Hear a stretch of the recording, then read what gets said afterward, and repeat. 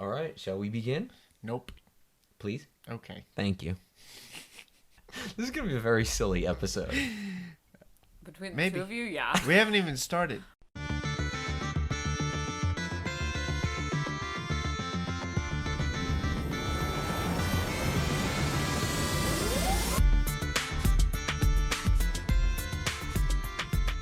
Hi, welcome to episode 11 of My Nerdy Year. I'm your host, Dan Peck. Joining me this week are Mike Urbanski. Hey, howdy, hey. And Joe Martelli. I didn't realize that this was a Toy Story episode. It's not. It's this is going to be the Halloween episode. Ooh, spooky. Are you scared? I'm terrified. You look at it. Yeah, so Halloween, it's probably my favorite holiday. Although, I've had a string of bad lucks over, plural lucks. String of bad lucks over the past couple of years. That's when it's really bad. Yeah. I got some bad lucks.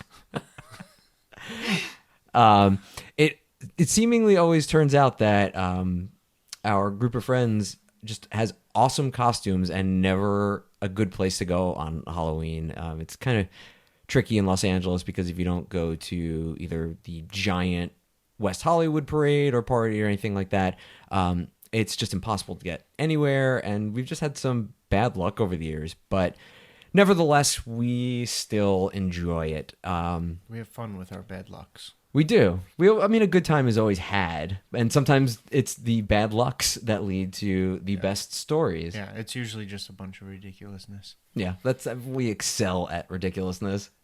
So although it wasn't during 2015, one of the best costumes ever that I've had was part of a group costume with Mike and our friend Steve, and this was in 2008 when we spent 4 months. That's not an exaggeration. We figured it out beforehand. 4 months preparing our costumes. It was the year that Mike was the Joker, along with most of North America, but Mike's costume was particularly standout. I was Two-Face with full half-face burn makeup. It was awesome. Thank you. And Steve was the Riddler. We spent months going from thrift store to thrift store trying to find pieces of outfits. After not finding a purple suit for Mike, we decided to just buy a white one and dye it purple in our apartment. And then return all of the materials to the store. Yeah, we didn't have any room to store a big metal bucket that we had used, so we just washed it out really well and said, "We're done with this. Money back, please." And I basically got sick from burning a polyester suit jacket very slowly. I forgot we did that. Yeah, I was standing basically where it wasn't even a garage. It was just where the cars are at the apartment, and I would have those stick lighters, and I would slowly but surely melt half of the jacket. And by the time Halloween came around, it was so crispy and frail that when I took it off for the night, it all but disintegrated. And we'll be sure to put pictures of these costumes up on our Twitter and Instagram so you can see them for yourselves. But that was definitely a standout year in terms of costumes. Now, before we were recording, Jill was talking about how Halloween for her tends to be the opposite of that, where it's more like, oh, it's October 30th. What should I do? So why don't you say about some of your last minute costumes? More like, oh, it's October 31st, 5 o'clock, and someone's having a party at 7. What am I going to do? Very, very last minute Halloween planner. I procrastinate in most everything in life. And this do not get saved from Halloween. So usually it consists of running around to Salvation Army and finding something super last minute, or just rummaging through closets in my parents' house and my sister's room and finding something that way. Like one year I found everything purple that I could and stuck an eye patch on, and I went as a one-eyed purple people eater because who doesn't want to do that? One year I went to Salvation Army and found a pair of overalls and a straw hat and cut the bottom of the overalls off and walked around with a Budweiser can in my pocket, and I was a hick. And another year, I went into my sister's closet and took her, at the time, boyfriend's very large white button-down t-shirt and went as Tom Cruise in Risky Business with a pair of sunglasses. That's always a good choice. Yeah. Iconic. Yeah. And people always take notice if you walk around a party with no pants on. Yeah. Yeah. Well, I mean, I've I done had that shorts at New Year's parties. Well, yeah, but that's after, a couple hours of partying. No. I drove there pantless. Did you have your story ready in case the cops pulled you over? Oh, yeah, I did. This is not what it looks like. This is not what it looks like. I swear I'm just going to a party. I am not a hooker. I got arrested. What did you get arrested for? Well, apparently you can't walk around without pants. I blame Tom Cruise. Oh, you got pulled over for, you got a DWP, a driving while pantsless? Yeah, driving my pantsless. How would the cops see Actually, you without pants on? It's only a law that you have to have shoes and a shirt while driving. I- Pants are not in the question at all. I didn't, It's I 'cause wasn't you even can't sure see it. shirt. I wasn't even sure shirt was part of the law. I thought it was just shoes, actually. I always thought it was shirt and shoes. A cop will never see it unless you're driving like a Jeep with the doors off. Yeah. Or they're, in a police big rig, which is a thing. thankfully, at that point, I was driving a Volkswagen Beetle, so the doors were pretty high up. I would be paranoid going down the highway. It's like a cop on his bike looking in just to see if I have pants on. I think that's what those roadside speed signs are with, tells you how fast you're going. It's really just a camera to see if you have pants on. Yeah, that's true. Or like the what do you call it? The toll ones where they have the cameras up on top. Yeah. It's really not to read your easy pass or whatever. It's to see if you have pants on. Oh, easy pass. Easy pants. Easy pants. Yeah. So getting back slightly on track. When it comes to over preparation for Halloween, I feel like that there have been a few years where I've spent way too much time and effort, but the results have been fantastic, especially the Batman year. Another year when Lauren and I, early when we had started dating, we decided we were going to go as the two main characters from Avatar: The Last Airbender, and I have a shaved head, so it makes it really easily. So not only did we make costumes, but we went to Chinatown, we researched, the proper nations and, nationalities and what kind of martial arts uniforms we should have, and we ended up putting in hours and hours of work, and it was worth it because we went to this big party, and at the end of the party, this guy came up to me. He was clearly really drunk, maybe even a little. Maybe he had partied a little too much, and he looks at me in my costume. He's like, "Aang," and then he looks at Lauren, "Katara." It was like a spiritual moment for him. It was like we left off the TV screen so he could see us. But yeah, it's fun. It's even as it is, it's not even officially summer yet, and I'm already starting to think about what I want to do for this year. Well, my other really great one last minute was I wore all black and painted my face and hands black and went as a shadow. And I just stood behind one person the entire party and did exactly what they did. That's great. It really bugged them. It was great. But yeah, it's fun because as a bald guy, if I ever do find myself in a situation where I don't have a costume, all I have to do is throw on a suit, because the suit is the best utility costume for a bald guy, because I can be Lex Luthor, I can be Professor X if I'm sitting down, I can be one of the observers from Fringe. It's great. I just take my glasses off and I'm just nobody. I'm nobody and everybody, and I've used that before also. Yeah. So we're gonna shift focus just a little bit. We're gonna talk about a movie that I know Mike loves. It's The Nightmare Before Christmas. Great movie. It is a great movie. So good. We saw it in the theater in 3D. Yeah, several times. Yeah, Every year. I think I only went with you once. I feel like we went 3 times. Regardless, so I want to have a debate about this movie. Is The Nightmare Before Christmas a Halloween movie, or is it a Christmas movie? Yes. See, I was afraid that was going to be the answer. It's both. It celebrates both holidays. But if you had to like classify it and be like, I'm going to a Halloween party, are we going to watch Nightmare Before Christmas, or are we going to watch that at a Christmas party? I would say it's closer to a Halloween film. Mainly because you're probably not going to sit down and watch it on Christmas, and there's a million Christmas movies. But, just to get with the spirit, since, everyone puts out Christmas stuff like after Labor Day now, you might as well just watch it and be like, yeah, it's Halloween and tomorrow's Christmas. Sure. No? Okay. No, I agree. I was, I would say it's a Halloween movie. It's never come across as a Christmas movie to me. but there's Santa. Yeah, Santa's in it, but it's, it's it's like more about Jack Skellington. It's like a Halloween movie that hijacks Christmas.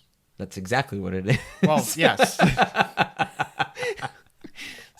But that's also the answer to your question. It's a Halloween movie that hijacks Christmas. On a similar vein, is Die Hard a Christmas movie? It takes place on Christmas. What would you call it, a Christmas movie? Well, here's my answer to that is always, when people are like, well, do you consider that? And I say, well, do you consider Batman Returns a Christmas movie? Because a little bit. it's same thing. Yeah. But I also like to watch that around Halloween time as well. Tim Burton movies, a lot of them have that Halloween macabre feel. And that's All what's of great. them do. Yeah. Well, not all of them. I think they all do. I think even the ones that are more serious, like even like Big Fish, still feels like a Halloween movie. And I love that movie. I'm not putting that movie down. That movie's so good. It is. So now I want to shift focus a little bit. The three of us each grew up on the East Coast, and Halloween on the East Coast is great because it is a real fall. I mean, most of the country experiences a real fall. I feel like here in California we haven't in a long time. But one of my favorite things to do were outdoor Halloween activities as a kid, like going to pumpkin patches. We had haunted hay rides. I even was a host for a haunted hayride one year. So I want to, see if you guys have any fond memories of those sorts of events. Mike? Well, I don't. I've done some hay rides and haunted houses, things like that, but I stopped doing them because I have excellent reactions, and there were times where people would jump out at me, and my reaction is, no, I'm going to hit you before you hit me because I don't want to get murdered. So I think it's in other people's best interest that I don't go anymore. Like, I wouldn't define myself as a jumpy person. It's just I value my life, and if you're going to scare the ever-loving crap out of me, sorry, that's how I react. And yet, you and I were part of a situation where we were scaring people. When we went to Six Flags Fright Fest back in New Jersey, it was actually on my birthday. Well, one yeah, year. see, the reason we can scare people is because if someone's going to take a swing at me, I know to duck. Well, also, we were kind of sadistic about it because we would just secretly run up to groups of teenagers and scream demons at the top of our lungs and scare them. We were teenagers acting like teenagers, so it was okay. That was my 20th birthday. I remember specifically. I was no longer a teenager. Okay, see, I was still a teenager. So it was acceptable for me. All right, so it was unacceptable. You were an irresponsible adult. I've proudly kept that up ever since. Joe, what about you? I scare very easily. I hate being scared. So my reaction in a lot of haunted houses is the same as Mike's. One time we went through a haunted house, and I specifically put myself in the middle of this group of girls that I was with, because if something was going to jump out, it was going to jump out at someone in the front or someone in the back. They were not going to jump out at someone in the middle. Or they're going to sneak up behind somebody in the back. And so there was somebody, we were walking through this tunnel, and there was things on the sides, and some guy jumped out at people in front of us, and then we walked through, and he jumped out right at me, and I immediately just went like that, and punched him in the face, and I actually gave him a bloody nose, and was then escorted out of the haunted house. It's their fault, though. I know. But see, if What do you not you're expect dressing it to up as like a happen? demon or a ghoul or a zombie, if this were real, you have good reflexes. Like, what do you want me to do? Like, oh, the zombie's coming after me. Let me just let him scare me. No, I'm gonna like screw you, zombie, right in the face.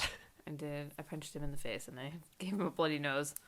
But otherwise, I mean, I did haunted hayrides all the time. I actually prefer haunted hayrides. I think it's a lot more fun.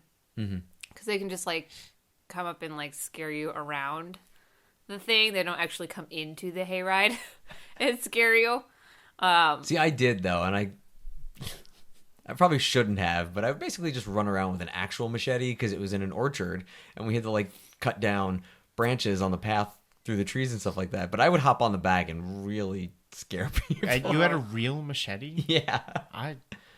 Someone trusted you with that? They shouldn't have, but they did. The first time when we were setting up the actual path, they had us ride on the hayride with these machetes. They're like, any low branches, just hack them down. But then it was an apple orchard, so there were just like loose apples everywhere. So we basically reenacted that scene in Hook a lot. We would just like, not as hard, but we would chuck apples at one another and basically take the machete and try to cut them in half in midair. Their food wasn't real. How accomplished were you at actually performing this? Not great. I could hit it, but I would never actually slice through it. So your machete wasn't sharp enough. No. Maybe that's why they trusted. I was only Trusted like you with a 16. machete.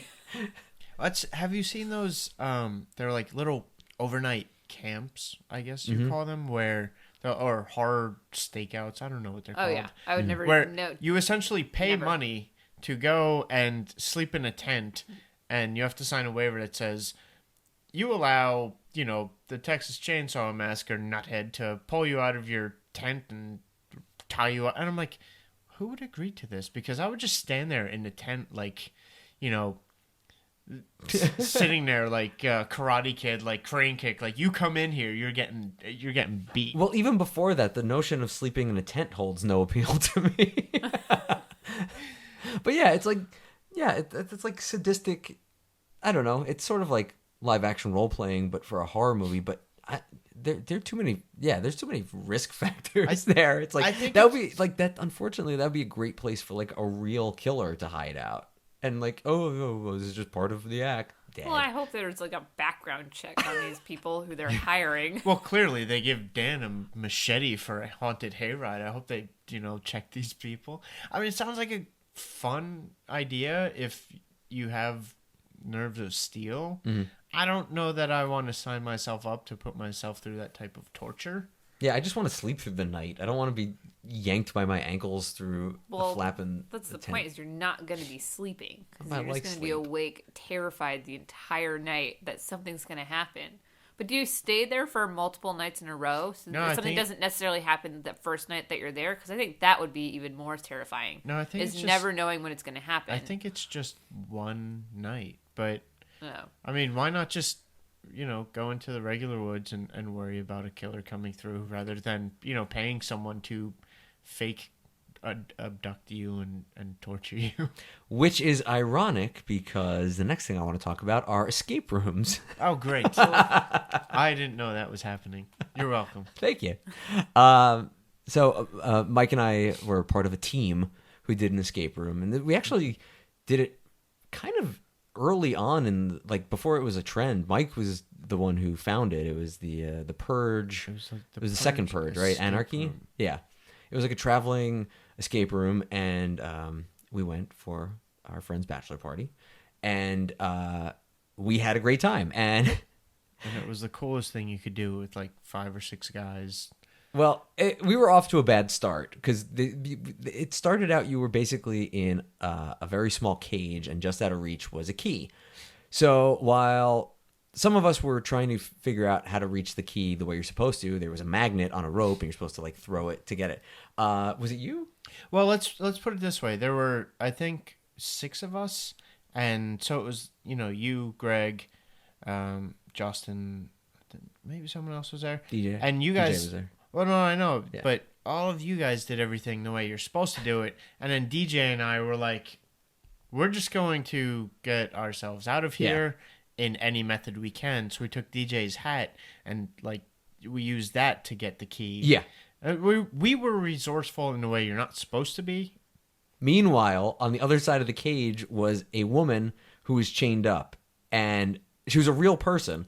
And once we got out of that first cage, everyone except Greg and I just bolted into the next room, and Greg and I were like, we should probably rescue her. And we did, because it was good, because she ended up giving us clues, and also made me feel like a better human being to not leave anyone. And she also wouldn't stop screaming. I know. But by the end, we were in what was ultimately the last room, and we knew how to get out.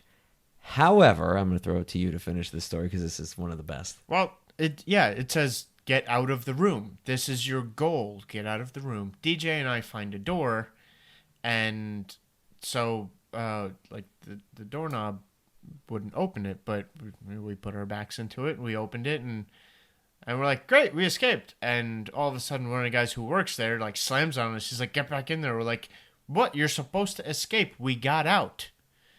And they're like, no, that you're not supposed to. I'm like, what? Basically, they kicked open the fire door and we ran out of time.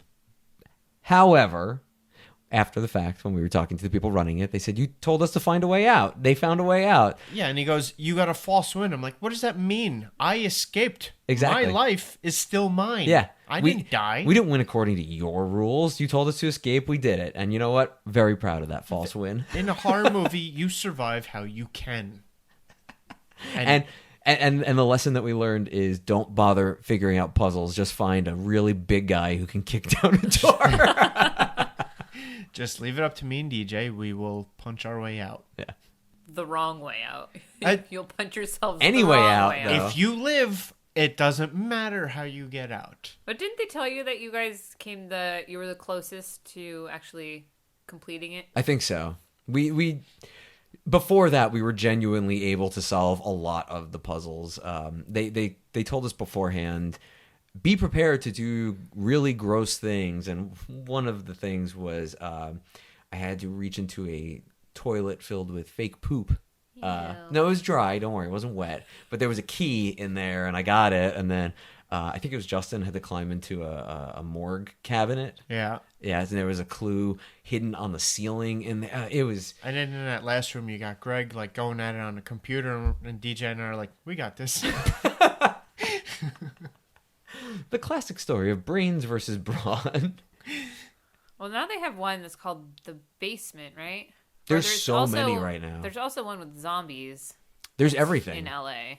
There's like there's a few like virus ones. There's a few like underground nuclear bunker ones. There's some like even I think like anime based ones and stuff like that. Like they're huge. I'd like to do another one at some point, but it's hard to coordinate. When we were doing the episode talking about tabletop gaming, our group works out a lot better when we're all working towards the same goal, but I have a feeling that there might be a breakdown in communication and it might just resort to kicking down doors again. Yeah, just make sure me and DJ are working together and we'll be fine.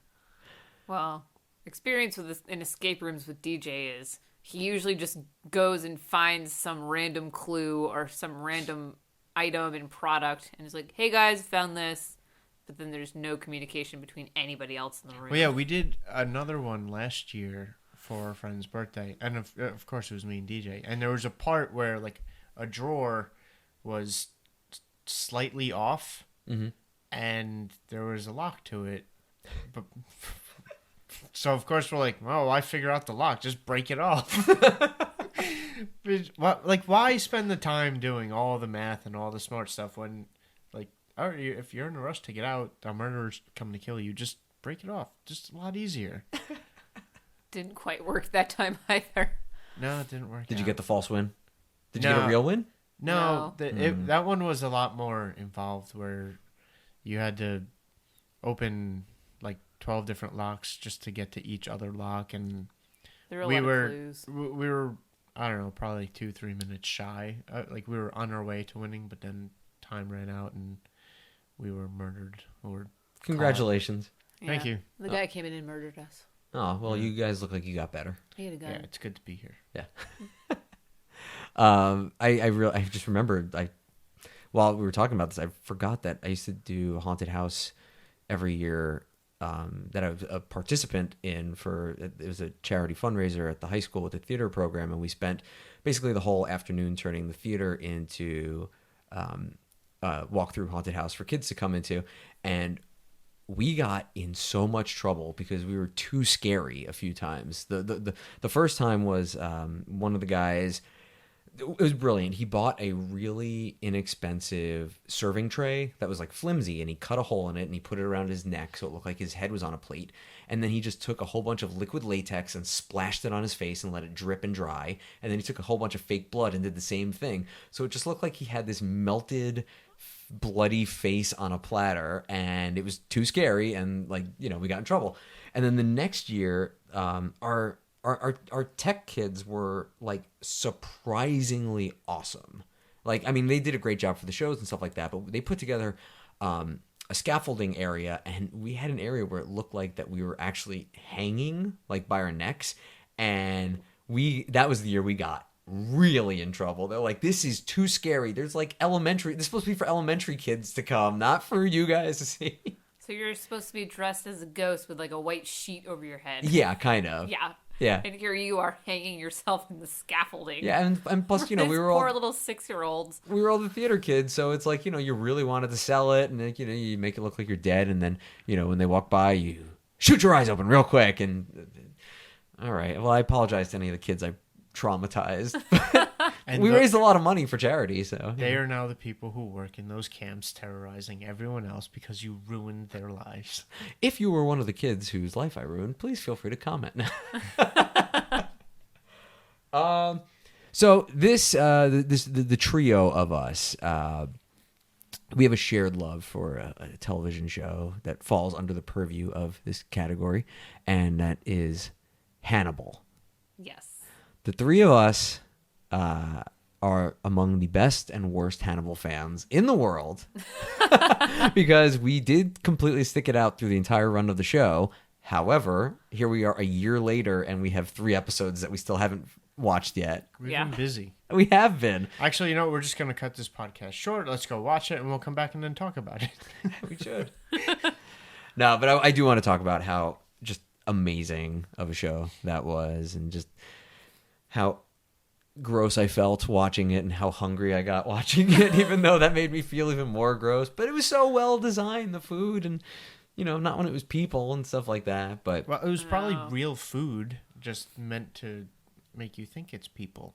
I know, they did such a good job. But the art direction on that is, I don't know, probably the best in television. Yeah. And the wardrobe. Yeah. He had the greatest suits. You and I could not pull off a single one of those suits. No, I would look ridiculous in it, but they look amazing. I'm like, I wish that was my wardrobe. I would look like a clown, me, personally, but... We watched it on such a whim, too, because I remember that we saw the previews for it, and we're like, well, we like Mads Mikkelsen, or however you pronounce his name. I think I got it right. Yeah. Close enough. He's not listening. If he is, thank you for listening. But we watched it, and we're like, that was kind of awesome. Yeah. And that first season when we were just like cringing with every episode, oh my God. Such a joy. It's so gross, but it's so great. It really does make you hungry.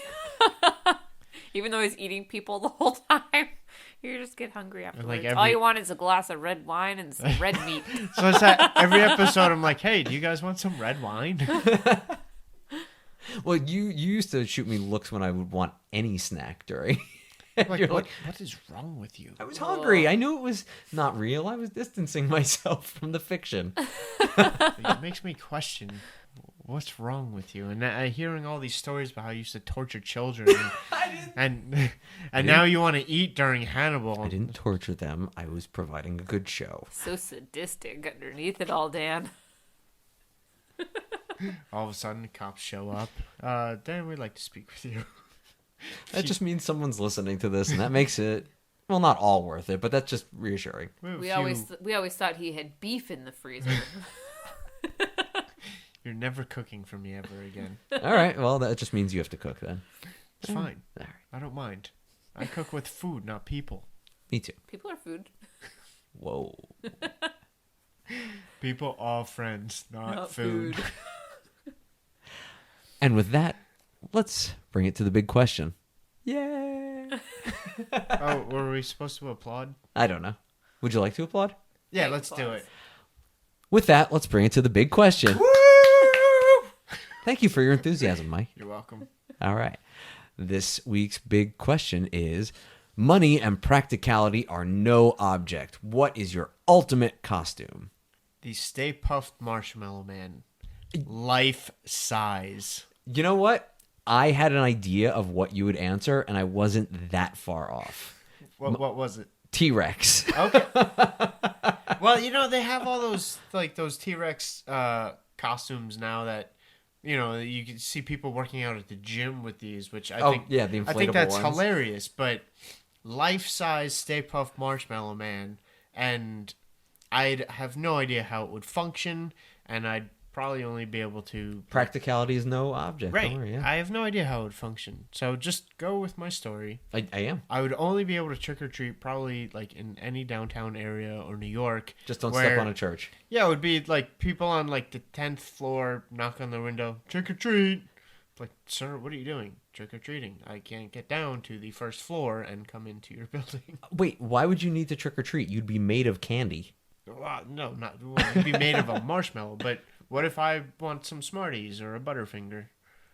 I would, every time if you offered me marshmallow or Smarties, I would take marshmallow. But you know what? You do you. That's all right. I'm throwing out options. Just thinking of candy that people get. And Smarties, that was the first thing that came up. But I have a question. Yeah.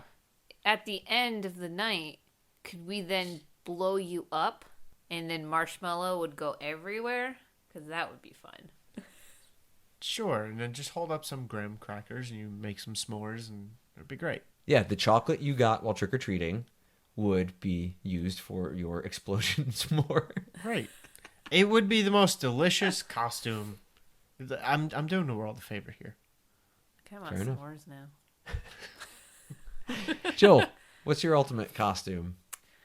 I would have to say Maleficent. Because in the movie, it'd have to be when she had her wings, though. Because her wings in the movie were phenomenal. And I don't know if they were real or not, but I would make them real. Well, I think that movie was a documentary, so they were real. I think Angelina Jolie actually has wings. She's that good of an actress. Yeah. It's like the part requires wings, I'm going to grow wings. Very method. Method actor. Yeah, that's what I would do. All right. Because it would be so much fun. She's a great, great wardrobe. And I want it. Better or worse than Hannibal? But the wings would be real, and I could actually fly everywhere. And then I could take you down at the end of the night. And that's how s'mores are made. Well, my answer also is in the same realm of that. And frankly, I'm surprised Jill didn't answer with this, but I want an Iron Man outfit. Oh, yeah. A working Iron Man outfit. Like, it doesn't have to... It has to fly. It doesn't have to have the weapons, but it has to be able to fly. It has to have the weapons, too. Okay. Well, well, Jill has wait. spoken. Thing. Do I get accessories? Yeah, you get your sailor's hat and your bib. That's it. No, all right, I also want the Batmobile. You wouldn't fit. Stay Puft wouldn't fit in You the Batmobile. didn't say practicality was... You said it was not an issue. But Stay Puft and Batman are two very different things. I don't care. It is my dream costume. You would have to wear a Batmobile on each foot like roller skates. And how awesome would that be? All right, well, fair enough. It would be awesome. Let's face it. If you saw, if you saw that coming down the street, you'd be like, "I'm not even mad. That's awesome." It would be roller skating Stay Puft on Batmobiles. That should be the name of like a band if you ever start one. Yeah, it's a little large for the marquee, but I like it. It is pretty large for the marquee. Stay Puft Batmobile. That's my band name. All right. Well, if you'd like to hear more music from Stay Puft Batmobile, check out iTunes. Where Send me instruments. yes. All right. Well, with that, we're going to wrap this episode up. I want to thank Mike and Jill for joining me. Be sure to subscribe. Be sure to follow us on Twitter and Instagram. Comment, whatever. I don't know. But join us for the big finale, episode 12 of 12, and it's the Star Wars episode.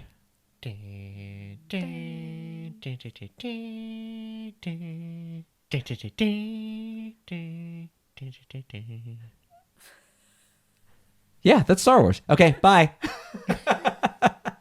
Thank you for listening to My Nerdy Year. Our theme song, Crunk Night, is written and performed by Kevin MacLeod at Incompetech.com and is licensed under Creative Commons. For full credits and for more information about the show, please visit mynerdyyear.wordpress.com.